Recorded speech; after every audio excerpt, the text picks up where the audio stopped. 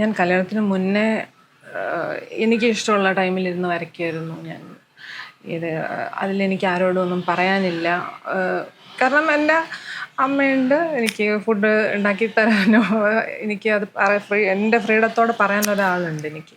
അപ്പോൾ ആ ഒരു ഇതല്ല മാരീഡ് ലൈഫ് എന്ന് പറയുമ്പോൾ മാറി. നമ്മൾക്ക് വേറെ റെസ്പോൺസിബിലിറ്റീസ് കാര്യങ്ങളൊക്കെയാണ്. അപ്പോൾ ഞാൻ എൻ്റെ അനുഭവത്തിലപ്പോൾ ഞാൻ ഈ കാര്യങ്ങളൊക്കെ ചെയ്യുമ്പോൾ അതിൽ പറഞ്ഞ പോലെ ലിമിറ്റേഷൻസ് ഉണ്ടെന്ന്. മുമ്പുള്ള ആ ഒരു ടൈം എനിക്ക് കിട്ടാതെ വന്നു. പക്ഷേ നമുക്കതൊരു റീസണായിട്ട് നമുക്ക് എന്താ അത് നമ്മളുടെ പാഷനാണ്. അത് വേണമെങ്കിൽ അത് വേണ്ടാന്ന് വെച്ചിട്ട് ഫുൾ ടൈം വീട്ടിലെ കാര്യങ്ങൾ ചെയ്യാം. അവിടെ നഷ്ടപ്പെടുന്നത് എനിക്കാണ്. എൻ്റെ പാഷൻ ഞാൻ മുന്നോട്ട് കൊണ്ടുപോയില്ലെങ്കിൽ നാളെ റിഗ്രറ്റ് ചെയ്യുന്ന ഞാനാണ്, വേറെ ആരും. എൻ്റെ അത് ഇനി ഹസ്ബൻഡും അല്ല, ഞാൻ ജനറലി പറയുകയാണ്, ഹസ്ബൻഡിനോ അല്ലെങ്കിൽ ഒരു വൈഫിനോ അല്ല, അത് ആ വ്യക്തിയുടെ നഷ്ടം മാത്രമാണ്. അപ്പോൾ ഞാൻ അത് തിരിച്ചറിഞ്ഞു.